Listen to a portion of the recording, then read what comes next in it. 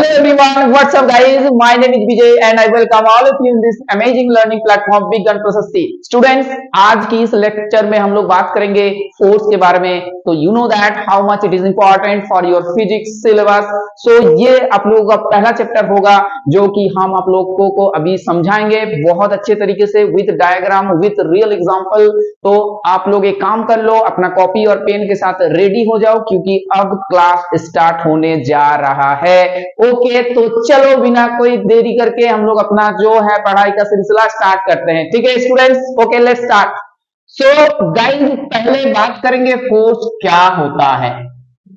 Force तो सभी को पता होगा कि ये एक एजेंट है, ठीक है, जो क्या करता है किसी भी ऑब्जेक्ट का जो मोशन है उसमें चेंज करते हैं. कोई स्टैटिक चीज है उसमें मोशन डालते हैं, किसी चीज का शेप चेंज कर देता है, तो ये फोर्स है नॉर्मली.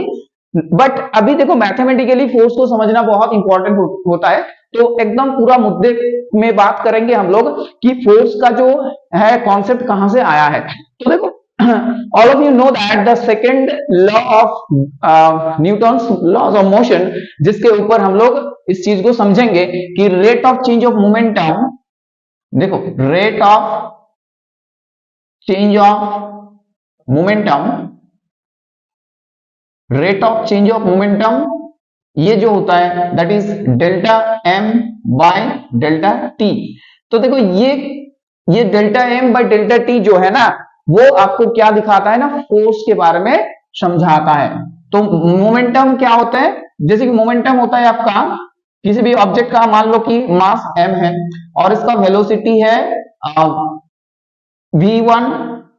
पहला वेलोसिटी था v1 और अंतिम वेलोसिटी है v2. तो वेलोसिटी का चेंज हो गया v2 minus v1 with respect to time का चेंज. ठीक है, तो ये चीज आप लोगों के पास आ गया है. अब देखो यही बोल रहा है कि देखो भाई ये जो है फोर्स होगा. तो इस चीज को हम लोग और भी एक फिजिकल क्वांटिटी से डिफाइन कर सकते हैं, that is nothing but acceleration. सभी को पता होगा ये. तो F इजिकल्स टू जो आता है अभी m इंटू ए, इसको अच्छे से समझ लो. समझ में आया. और क्या है कि फोर्स जो होता है जिसका यूनिट होता है एसआई सिस्टम में, फोर्स का जो यूनिट होता है एसआई यूनिट में अगर बात करें एसआई सिस्टम में तो आपका क्या होता है न्यूटन. ठीक है, न्यूटन. और अगर सीजीएस में बात करें तो इसका यूनिट होता है आपका डाइन. ठीक है, इसका यूनिट होता है डाइन. अब एक न्यूटन और एक डाइन के बीच में रिलेशन जो होता है, what is the relation between एक न्यूटन एक dyne, 1 newton is equal to 10⁵ dyne. समझ में आया कि नहीं बताओ.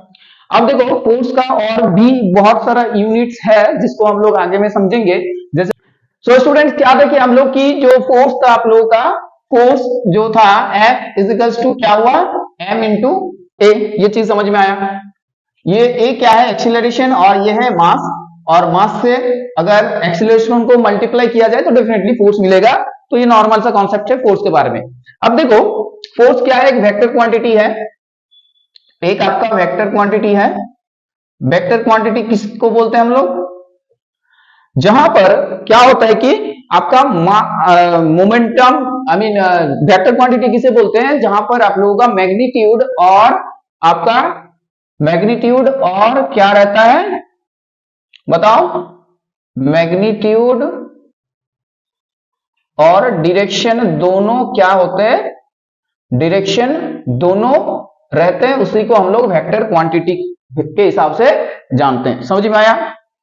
अब देखो अब क्या चीजें समझेंगे हम लोग जो इंपॉर्टेंट है इस चैप्टर के लिए, that is transitional and rotational motion. ठीक है, उसी को पहला यूनिट में हम लोग बात करेंगे अच्छे से. तो गाइस हेडिंग लगा लो ट्रांजिशनल मोशन, ट्रांसलेशनल मोशन. ये क्या होता है, देखो एक होता है आपका ट्रांसलेशनल मोशन एंड एक होता है आपका रोटेशनल मोशन. तो ट्रांसलेशन मोशन को कैसे समझेंगे, मान के चलो कि आपके पास एक बॉडी है, रिजिड बॉडी. देखो कैसा बॉडी है आपके पास, एक रिजिड बॉडी है आपके पास. अब सर रिजिड बॉडी का मतलब क्या होता है, पहले तो वो चीज क्लियर कर दो कि रिजिड बॉडी का मतलब होता है क्या। देखो रिजिड बॉडी का मतलब होता है जो पहले तो हार्ड होगा, डेफिनेटली सॉलिड होगा, एंड अगर कोई भी डिफॉर्म करे हम, ठीक है, कोई भी फोर्स अप्लाई करे तो वो मिनिमम से मिनिमम डिफॉर्म हो, ठीक है, और यू कैन से कि डिफॉर्मेशन नहीं होता वहां पर, ठीक है। सो क्या नहीं होता, डिफॉर्मेशन नहीं होता, deformation is very very less और ना के बराबर है, ठीक है। और कब ये चीज हो सकता था कि व्हेन सब्जेक्टेड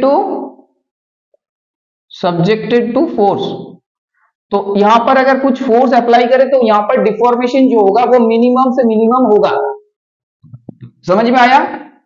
और बहुत अच्छे से अगर इसको समझे तो ये क्या है, कलेक्शन ऑफ पार्टिकल्स है, कलेक्शन ऑफ पार्टिकल्स, बहुत सारा पार्टिकल से मिला होता है ना कोई भी चीज, तो वैसा ही है। तो क्या होता है यहाँ पर जो पार्टिकल से बना होता है, तो ये जो पार्टिकल्स है जब हम लोग फोर्स अप्लाई करते हैं तो ये पार्टिकल्स इक्वल डिस्टेंस कवर करते हैं, ठीक है, equal distance with respect to time जो है डिस्टेंस सेम सेम कवर करेगा, तो यहां पर डिफॉर्मेशन जो होता है वो नहीं होता है, एकदम मिनिमम होता है। और रियलिटी में तो बात करें अगर हम लोग तो ऐसा कोई भी बॉडी जो होता है परफेक्टली रिजिड नहीं होता है, ठीक है। रियलिटी में अगर बात करें हम लोग तो ऐसा कोई बॉडी होता ही नहीं, ठीक है, no perfectly rigid body exist, ठीक है, no perfectly rigid body exist, ये चीज नहीं होता, ठीक है, एकदम परफेक्टली एग्जिस्ट नहीं करेगा। चलो बट अभी समझेंगे हम लोग क्या होता है ट्रांसलेशनल मोशन। तो देखो जब कोई भी एक मोशन, ट्रांसलेशनल मोशन का मतलब क्या होता है कि when a body move through a particular direction in a straight line, okay. So कब होगा ये चीज कि when a body move towards a straight line,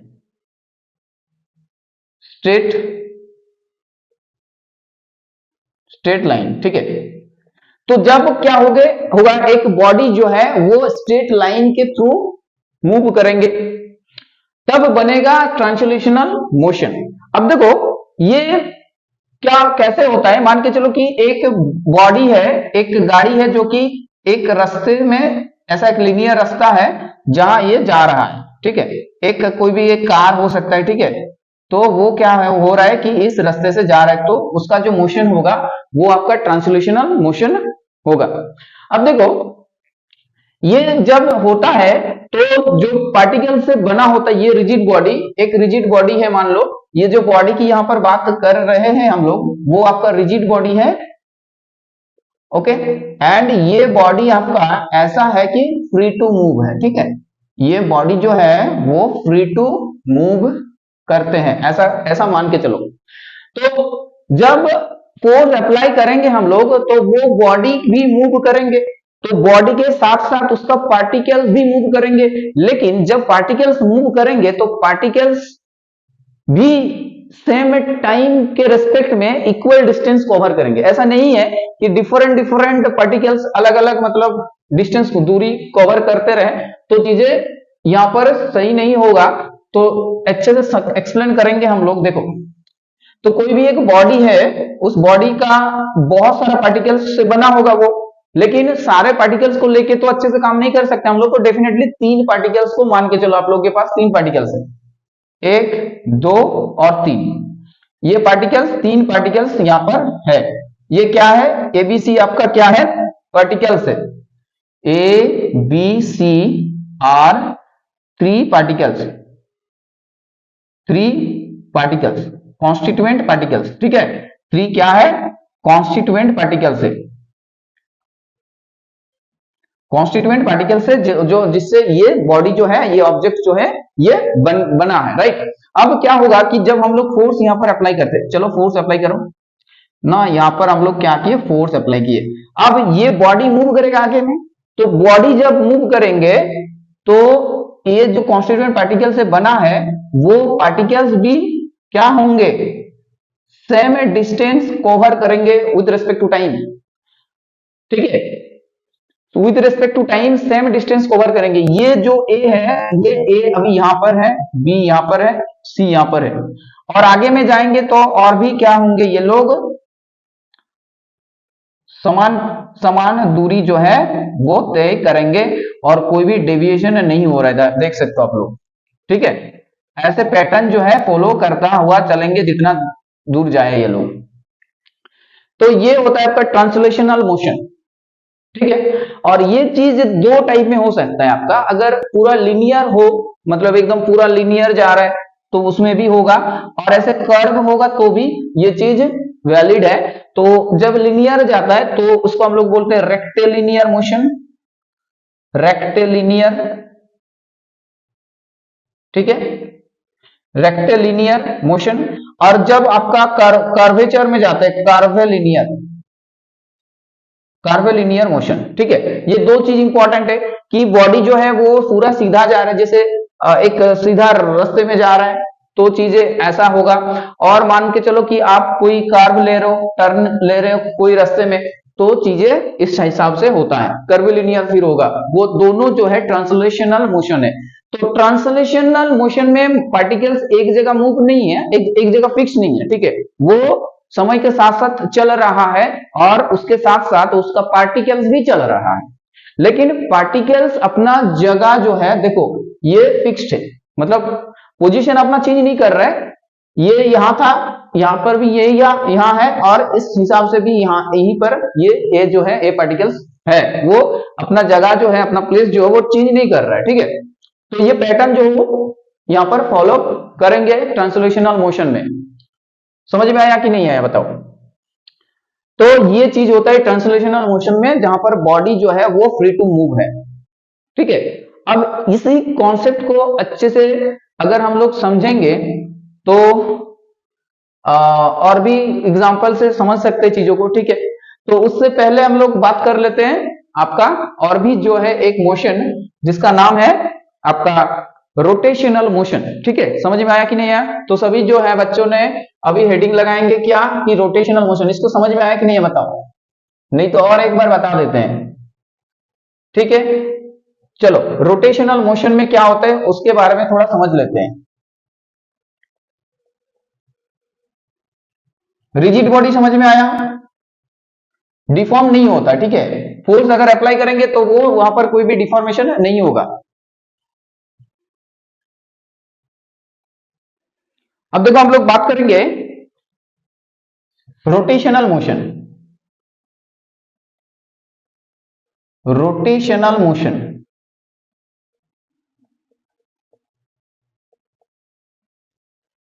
तो नाम जो है यहां पर उसमें भी समझ में आ रहा है आप लोगों को कि रोटेशन करेंगे।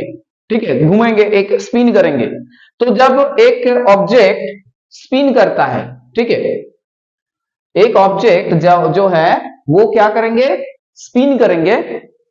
जब एक फिक्स्ड पॉइंट वहां पर रहेंगे और उस फिक्स पॉइंट को फोकस करके वो चारों ओर घूमेंगे। ठीक है, उसको फिक्स करके चारों ओर वो घूमेंगे।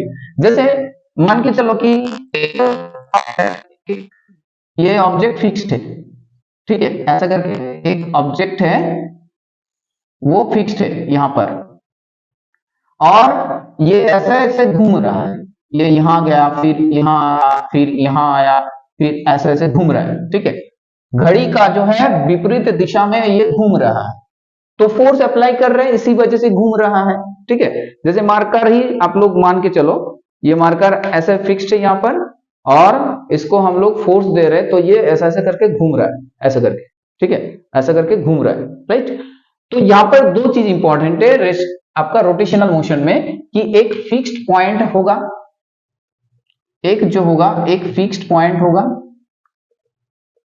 ठीक है, और ये फिक्स्ड पॉइंट को फिक्स्ड पॉइंट में पिवोटेड हो गए, इसको पिवोटेड भी बोलते हैं, पिवोटेड।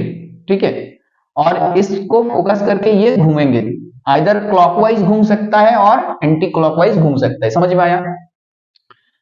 तो when a body rotates through a fixed point, ठीक है, क्या होगा कि when a body rotate or spin, you can say, through a fixed point when it is pivoted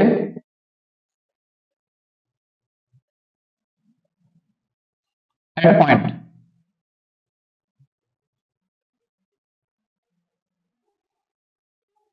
तो जब आ बॉडी जो है वो रोटेट करेंगे, व्हेन अ बॉडी रोटेट और spin when it is pivoted at a fix point, और उसमें जो मोशन क्रिएट होगा, उसमें जो मोशन क्रिएट होगा आपका, वो मोशन क्या होंगे, रोटेशनल मोशन। वो मोशन आपका क्या होगा, रोटेशनल मोशन। क्लियर हुआ? तो देखो ये ऑब्जेक्ट था एक, और इसमें ये पिवोटेड था, फिक्स पॉइंट है, ये फिक्स पॉइंट, ये फिक्स पॉइंट है, और इसको फोकस करके क्या कर रहे हैं, ये घूम रहा है। तो जब ये घूमेंगे, ये भी एक क्या है, ये भी एक आपका रिजिड बॉडी है, ये बॉडी जो है ये भी आपका रिजिड बॉडी है, तो इसका मतलब ये भी बहुत सारा पार्टिकल से बना होगा, ठीक है। ये this is also made up of particles, made up of particles. और यहां पर भी क्या होंगे कि पार्टिकल्स समय के साथ साथ इक्वल डिस्टेंस कवर करेंगे, बट कैसे करेंगे, ये लिनियरली नहीं करेंगे, क्योंकि बॉडी जो है फिक्स्ड है, बॉडी एक जगह फिक्स्ड है, बॉडी मूव कर रहा है एक जगह फिक्स्ड होके, ठीक है। बट बॉडी जो है ट्रांसलेशनल मोशन नहीं हो रहा है, क्योंकि वो एक जगह से दूसरे जगह नहीं जा रहा है, वो एक जगह फिक्स्ड है, बट उस फिक्स्ड जगह में वो घूम रहा है, दैट रोटेट कर रहा है, तो यहां पर रोटेशनल मोशन हो रहा है, ठीक है। तो यहां पर भी पार्टिकल्स जो है वो भी रोटेट करेंगे, ठीक है, without any deformation of their position. Particles जो है, जो ऑब्जेक्ट जो जिस पार्टिकल से बना होगा, वो पार्टिकल्स भी मूव करेंगे एक कॉन्सेंट्रिक मोशन में, ठीक है। तो ये जो पार्टिकल्स है यहां पर, ये पार्टिकल्स भी क्या करेंगे, एक कॉन्सेंट्रिक मोशन में मूव करेंगे। समझ में आया कि नहीं यार? तो ये पार्टिकल्स जो होंगे ये कॉन्सेंट्रिक मोशन में रहेंगे। जब इसको हम लोग फोर्स लगाएंगे तो ये कॉन्सेंट्रिक मोशन पार्टिकल्स के बीच में भी बनेंगे। चीजें कैसा होता है देखो, एक बार बहुत अच्छे से समझते हैं इसको। जैसे ये ब्लेड है, मान लो कोई एक फैन का स्पिनिंग फैन है, एक स्पिनिंग फैन है जिसका ये ब्लेड है, इस हिसाब से बना सकते हो आप लोग, ठीक है। चलो, तो देखो जब ये घूमेगा, एक फिक्स्ड एक्सिस होता है, यहां पर एक फिक्स्ड एक्सिस होता है कि नहीं, तो ये फिक्स्ड एक्सिस है मान लो, और इस फिक्स्ड एक्सिस को फोकस करते हुए हम लोग यहां पर एक इमेजिनरी लाइन आप लोग ड्रॉ कर सकते हो, जिसको हम लोग बोलेंगे एक्सिस ऑफ रोटेशन। बहुत अच्छे से समझो, देखो axis of rotation, axis of rotation. अब इसको फोकस करके ये घूमेंगे आइदर क्लॉकवाइज और एंटी क्लॉकवाइज, ओके। देखो अब क्या होंगे कि यहां पर ये सब पार्टिकल से बना होगा, ये भी यहां पर पार्टिकल्स रहेंगे, और ये भी यहां पर पार्टिकल्स रहेंगे। तो स्टूडेंट्स क्या होता है, जब ये घूम रहा है, मान के चलो कि ये जब घूम रहा है, तो ये पार्टिकल्स यहां जा रहा है, ये पार्टिकल्स यहां आ रहा है, और ये सब पार्टिकल्स यहां आ रहा है, ऐसे करके घूम रहा है। पार्टिकल्स अपना पोजीशन को छोड़ के कहीं और नहीं जा रहा है, वो अपने पोजीशन में फिक्स्ड है, ठीक है। As a whole body move कर रहा है, ठीक है, लेकिन वो जिस पार्टिकल से बना है वो फिक्स्ड है एकदम, ठीक है। वो समय के साथ साथ समान दूरी जा रहा है, ये लोग समय के साथ साथ with equal interval of time, equal distance सभी जो है वो कवर कर रहा है। ये जितना दूरी कवर करेगा, ये भी उतना ही दूरी कवर करेगा, ये भी उतना ही दूरी कवर करेंगे एक पर्टिकुलर टाइम के लिए। समझ में आया कि नहीं आया बताओ। ये जितना दूरी जाएंगे ये भी उतना ही दूरी जाएंगे, ये भी उतना ही दूरी जाएंगे। ये अगर मान के चलो 1 सेंटीमीटर गया 1 मिनट 1 सेकंड में, तो ये भी 1 सेंटीमीटर ही जाएंगे 1 सेकंड में, ये भी 1 सेंटीमीटर ही जाएंगे 1 सेकंड में, बट वो एक आपका रोटेशन फैशन में होंगे, रोटेशन फैशन में होंगे, ठीक है, मूव करेंगे ऐसे।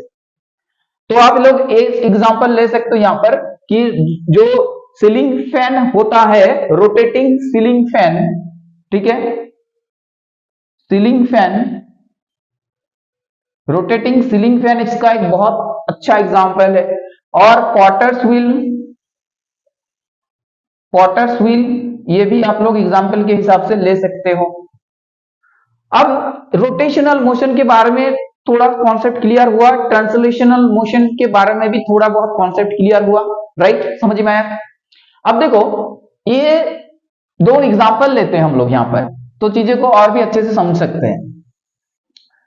एक ऐसा ट्रायंगुलर आपके पास इस हिसाब से एक प्लेन है, ठीक है, एक प्लेन है और एक ऑब्जेक्ट को, इसे सर्कुलर ऑब्जेक्ट को आप लोग यहां से छोड़ रहे हो, ठीक है, यहां से छोड़ रहे हो, ऐसे फोर्स लगा के छोड़ दिया, आप ऑटोमेटिक ये यहां पर आएंगे फिर यहां पर आएंगे। तो क्या हो रहा है यहां पर, ये ऑब्जेक्ट जो है इसमें 2 टाइप का मोशन हो रहा है। क्या कैसे 2 टाइप का, देखो यहां पर जो मॉलिक्यूल्स है, ठीक है, यहां पर जो मॉलिक्यूल्स है, ये यहां पर जो कॉन्स्टिट्यूएंट पार्टिकल्स है वो ऐसे घूम रहा है और साथ साथ ये ऑब्जेक्ट क्या है आगे में भी जा रहा है, मतलब एक लीनियर मोशन में भी है ये, और ये सर्कुलेट भी कर रहे हैं, स्पिनिंग भी हो रहा है इसका, समझ में आया कि नहीं यार। ये जो है ये घूम घूम के आगे बढ़ रहा है, घूम घूम के आगे बढ़ रहा है, राइट। तो ये बॉडी में रोटेशन भी हो रहा है, रोटेशन भी है और ट्रांसलेशनल भी हो रहा है, रेक्टिलिनियर मोशन में भी है ये, तो रोटेशन भी है ट्रांसलेशन में भी है, ये दोनों साथ हो रहा है। तो जब बॉडी फिक्स नहीं होगा किसी एक पॉइंट में, पिवोटेड नहीं होगा, तो वहां पर इस हिसाब से अगर बॉडी को छोड़ेंगे हम लोग तो 2 टाइप का मोशन एक साथ एग्जिस्ट करेंगे वहां पर, ठीक है। बट अगर हम लोग उस बॉडी को फिक्स्ड कर दे, पिवोटेड कर दे, तो वहां पर रोटेशन करेंगे तो डेफिनेटली रोटेशनल मोशन वहां पर क्रिएट होंगे। समझ में आया कि नहीं आया बताओ, क्लियर हुआ। अब देखो आगे बढ़ते हैं हम लोग, आगे बढ़ते हैं, और भी बहुत सारा बात जो है करना है यहां पर। आई होप आप लोगों को समझ में आया रोटेशनल मोशन क्या है और ट्रांसलेशनल मोशन क्या है। अब देखो एक इंपॉर्टेंट चीज है जो मोमेंट ऑफ फोर्स, ठीक है, ये मोमेंट ऑफ फोर्स क्या होता है उसके बारे में हम लोग थोड़ा बहुत बात करेंगे। मोमेंट ऑफ फोर्स, तो इसको आप लोग हेडिंग लगा लो, मोमेंट ऑफ फोर्स। देखो बहुत धीरे धीरे समझेंगे, कोई हड़बड़ी नहीं है, ठीक है, कॉन्सेप्ट समझना इंपॉर्टेंट होता है। तो गाइस मोमेंट ऑफ फोर्स क्या होता है, इसमें एक एग्जांपल से स्टार्ट करते हैं तो चीजों को बहुत अच्छे से समझ सकते हैं हम लोग। देखो एक ऐसे आपके पास कोई भी ऑब्जेक्ट है और ये पिवोटेड है यहां पर, ठीक है, ये आपको यहां पर पिवोटेड है। अब ये इसको तो ये है, अगर मान लो यहाँ पर एक हम ऐसे ड्रॉ करते हैं तो यहाँ पर एक इमेजिनरी लाइन आप लोग ऐसे सोच सकते हो कि ये पॉइंट से जा रहा है, जहां ये पिवोटेड है वहां पर से एक लाइन जा रहा है, तो इसको हम लोग बोलेंगे एक्सिस ऑफ रोटेशन। क्या बोलेंगे इसको, axis of rotation, axis of rotation, okay. अब इस बॉडी को घुमाने के लिए, इस बॉडी को घुमाने के लिए we have to apply force. तो देखो फोर्स अप्लाई कर रहे हैं, ठीक है, यहां जो है फोर्स अप्लाई करते हैं, चलो फोर्स अप्लाई कर लो।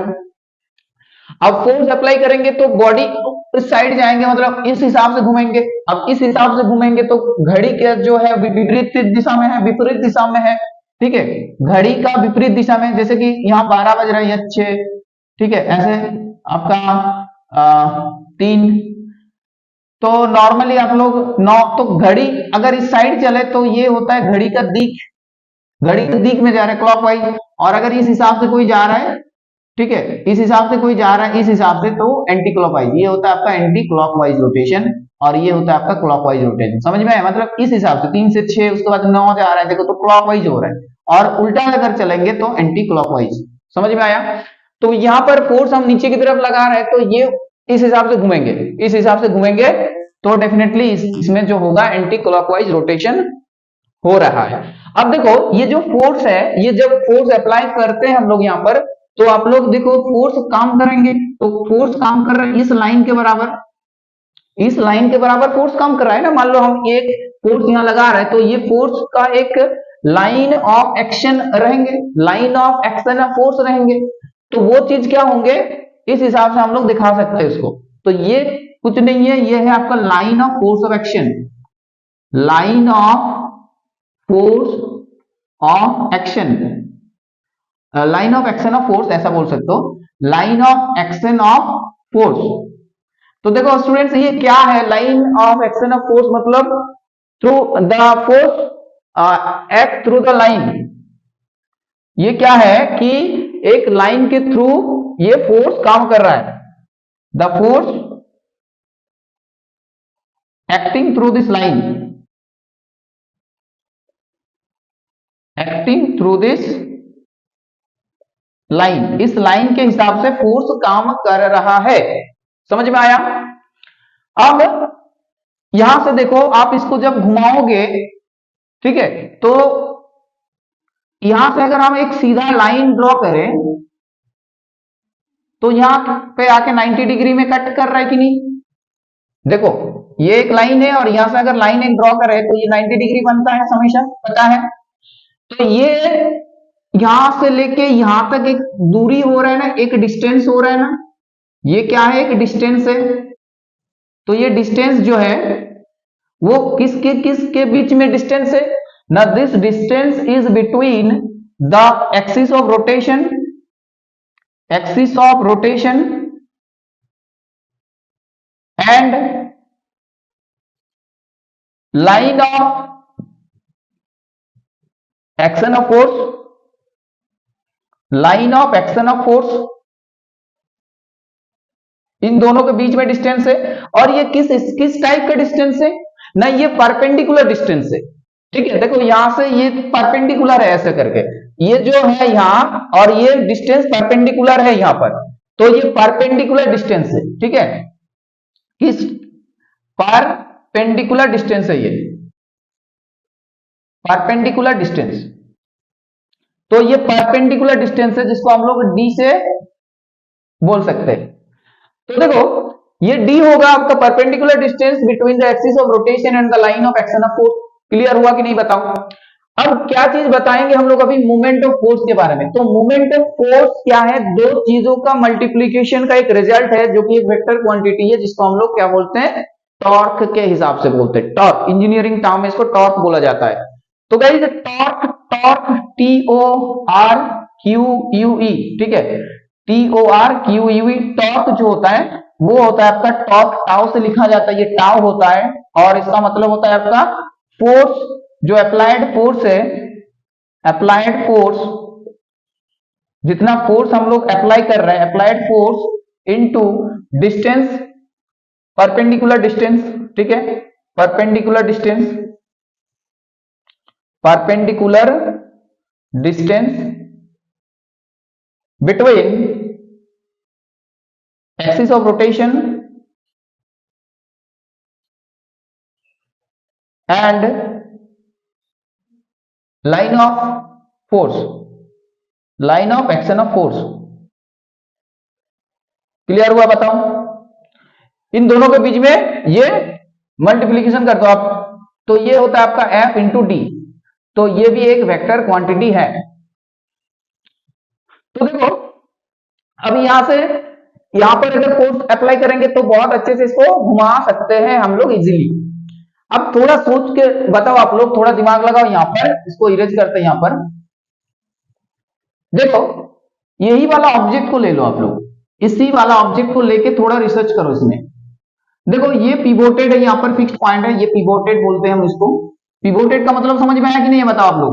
पिवोटेड मतलब फिक्स्ड है, एक पॉइंट है, फिक्स्ड है, उस पॉइंट को छोड़ के वो नहीं जा सकता, आगे नहीं जा सकता, पीछे भी नहीं जा सकता, कहीं ट्रांजिशन नहीं करेंगे, बट घूमेंगे एक जगह में, ठीक है, ऐसे करेंगे।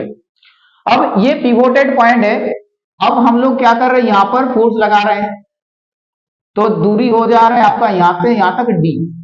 अब मान के चलो कोई फोर्स यहां लगा सकते हैं, ठीक है, और कोई जो है यहां पर भी लगा सकते हैं, कोई जो है यहां पर भी लगा सकते हैं। तो क्या कैसे कैसे मूवमेंट ऑफ फोर्स डेवलप होंगे, क्या क्या टॉर्क डेवलप होंगे, वो डिपेंडेंट है दोनों क्वांटिटी के ऊपर, फोर्स और डी।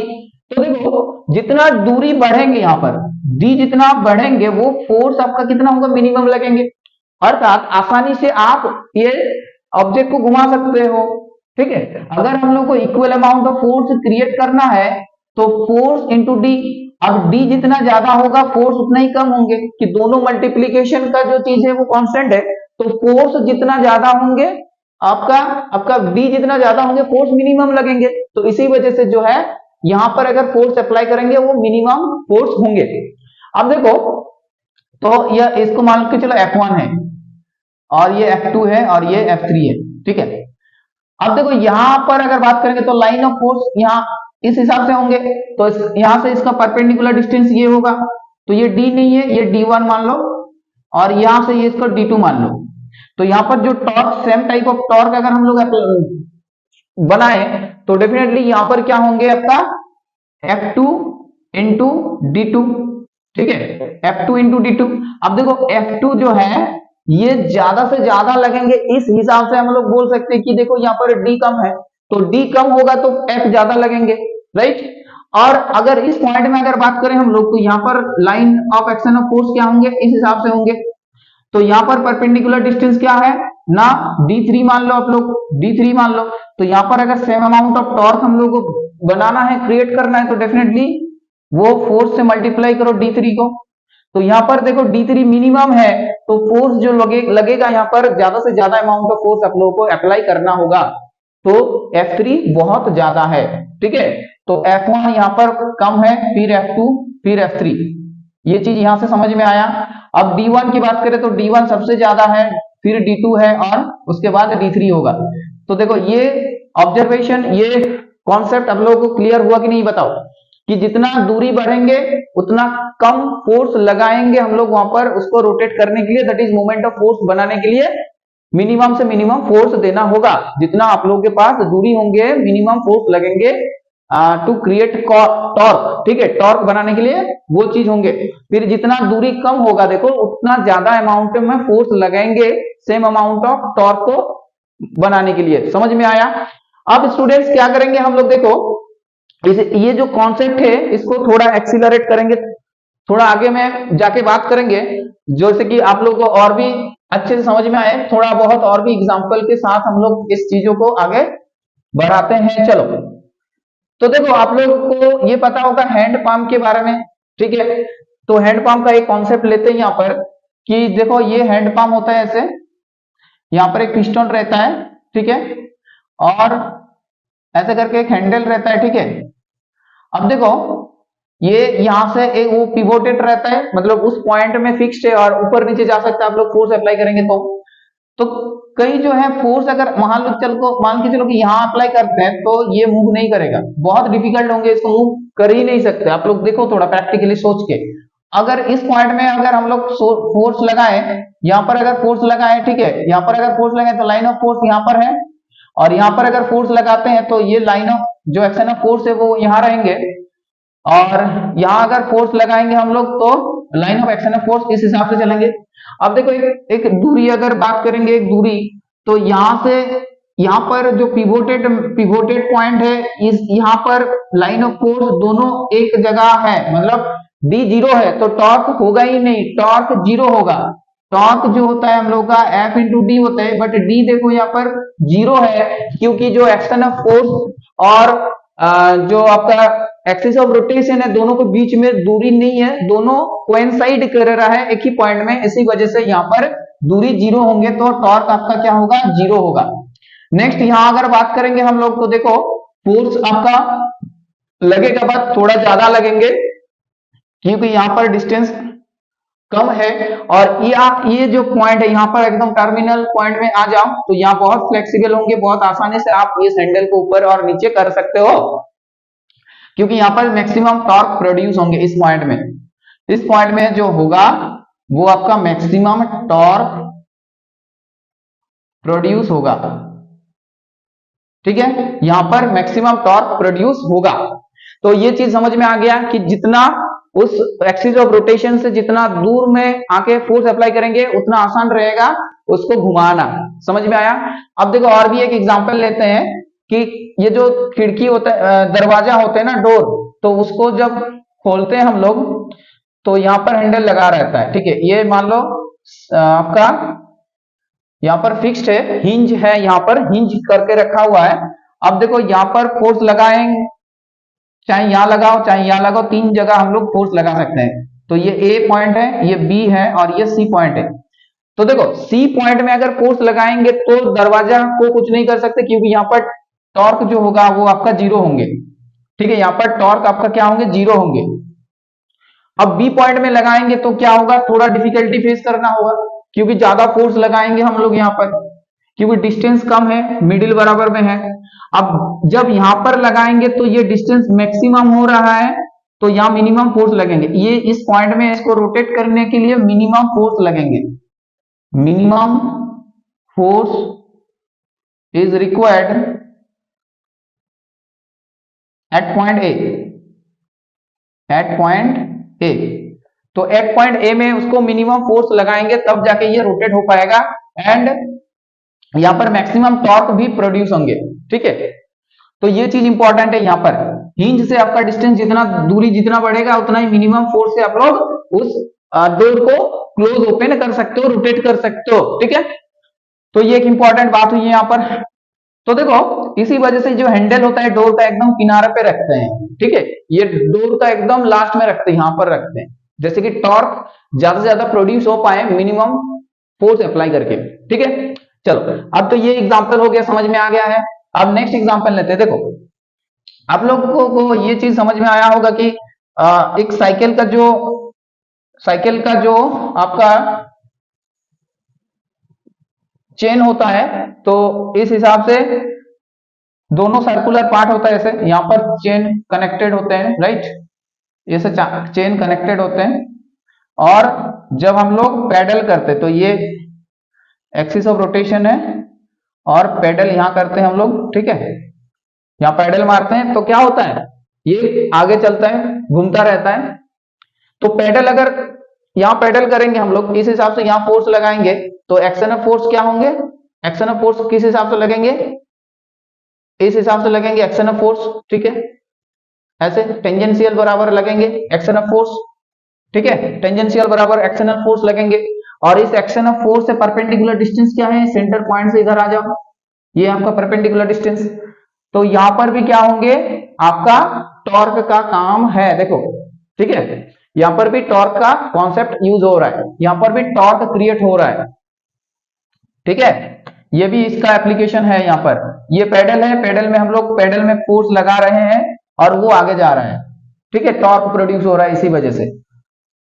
तो ये चीज इंपॉर्टेंट है यहाँ पर, ओके। तो फोर्स और इसमें देखो मैक्सिमम डिस्टेंस बीच में रखेंगे तो इस हिसाब से हम लोग काम कर सकते हैं, ठीक है। ये फिक्स पॉइंट है यहाँ पर से, और ये जो डिस्टेंस है वो डी मान के चलो, और यहाँ पर जो परपेंडिकुलर फोर्स आ रहा है टेंजेंशियली, उन दोनों के मल्टीप्लीकेशन की वजह से टॉर्क बन रहा है यहाँ पर, और उसी टॉर्क की वजह से साइकिल जो है आगे जा रहा है पेडलिंग से। ये भी एक रियल एग्जांपल हो गया आपका। अब देखो और क्या क्या चीज है यहाँ पर जिसके बारे में हम लोग बात कर सकते हैं। तो डेफिनेटली ये सब है, आई होप आप लोगों को समझ में आ गया है होगा। अब देखो टॉर्क का जो यूनिट है वो क्या है ना, जैसे कि टॉर्क जो है ये दो चीजों का मल्टीप्लीकेशन है, फोर्स इंटू डिस्टेंस। तो फोर्स जो है आपका वो तो वेक्टर क्वांटिटी है, राइट। अब टॉर्क भी क्या होंगे, आपका वेक्टर क्वांटिटी है। अब यूनिट के हिसाब से बात करेंगे हम लोग तो क्या होगा, न्यूटन, और एसआई में अगर बात करेंगे तो न्यूटन मीटर, ठीक है, न्यूटन मीटर। टॉर्क का फिर यूनिट क्या हो गया आपका एसआई सिस्टम में, न्यूटन मीटर। अब सीजीएस में अगर बात करें हम लोग तो क्या होंगे, फिर सीजीएस में बात करेंगे तो क्या होगा, टॉर्क का यूनिट आपका होगा डाइन सेंटीमीटर। क्लियर हुआ, डाइन सेंटीमीटर ये होगा आपका सीजीएस सिस्टम में। और देखो और एक यूनिट आता है यहां पर न, किलोग्राम केजी फोर्स मीटर। ठीक है, ये भी आता है टॉर्क का यूनिट केजी फोर्स मीटर, क्योंकि ये केजीएफ जो है ये आपका फोर्स का यूनिट है। ठीक है, ये आपका फोर्स का यूनिट है। तो इस ये बराबर कितना होता है, ये जो कन्वर्शन करेंगे हम लोग मैथमेटिक्स में तो चीजें यूज होंगे। तो 1 केजीएफ मीटर मतलब होता है आपका 9.8 न्यूटन। ठीक है, और इसको ग्राम फोर्स सेंटीमीटर में लिखेंगे, ग्राम फोर्स सेंटीमीटर, तो ये होंगे आपका 989। ठीक है, समझ में आया, जिसका मतलब है आपका किलोग्राम फोर्स मीटर, और इसका मतलब है gram force metre, gram force metre. ठीक है, और भी बहुत सारा एग्जांपल दे सकते हो आप लोग, जैसे आपका हो गया सीशो में भी ये चीज होता है। ठीक है, यहाँ पर भी होता है सीशो, जब आप लोग वो मसाला पिसाई का जो चीज होता है ना, वो भी आपका ये जो हैंडल रहता है वो एकदम किनारे में रहता है। ठीक है, ये हैंडल जो होता है वो किनारे पे रहता है, जैसे इजीली उस चक्के को घुमा सकते हो। तो ये बहुत रियल एग्जांपल से हम लोग चीजों को अच्छे से समझ लिए। सो गाइज ये पहला पार्ट होगा, और इस पहला पार्ट में transitional motion, rotational motion, torque के बारे में हम लोग बात किए, कॉन्सेप्ट क्लियर किया जितना पॉसिबल हो सके। और बाकी नेक्स्ट में हम लोग सेंटर ऑफ ग्रेविटी और कपल फोर्स ये सब के बारे में बात करेंगे। तो बहुत इंटरेस्टिंग होने वाला है चीजें। तो आप लोग जो है अपना ये सब दोस्त लोगों को बोलो and tell them to subscribe our channel. So guys आज रखते हैं यहीं पर। Okay, bye, thank you all of you, bye.